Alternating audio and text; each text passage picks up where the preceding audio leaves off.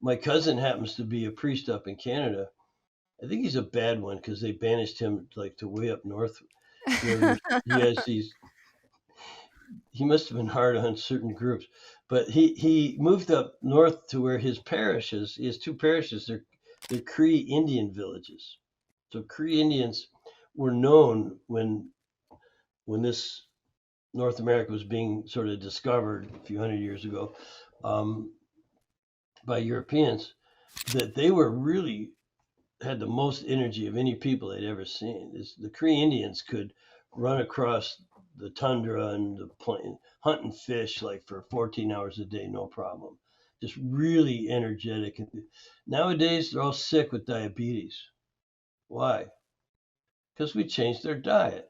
They moved in, they took over the areas, they have gold mines, copper mines. These people don't hunt and fish anymore for their natural high protein, high fat diets. They eat fucking Tim Horton donuts and spaghetti and fried chicken and stuff. They're not out there hunting and fishing, so it ruined them. When I asked my cousin, what do these your parishioners do for, like, do they see a medicine man?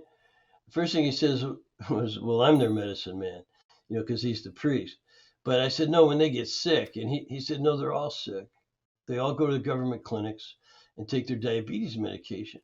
Well, what happened? They quit hunting and fishing. By the way, the caribou and the salmon in the rivers are still very abundant, but they quit. They got put on little reservations and stuff, and they're eating from the corner store instead of doing what they are naturally inclined to do. That tells you that metabolic typing works. If you think a bit about it genetically, they're designed perfectly to eat, you know, uh, protein and fat, fish and caribou, and not much else. They don't grow anything up there. There's seasonal. I've been up there, like blueberries and some seaweed and stuff, but Mhm. no. So their metabolic type is fast oxygen. They burn fast, and I happen to be the same way.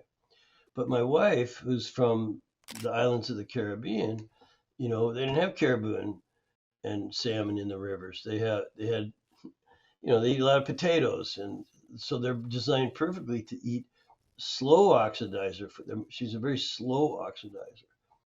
So if she eats a lot of meat and fat, it clogs her up. She can't even hardly digest it. But when she eats lots of vegetables, roots, and these things that a slow oxidizer eats, then she does very well.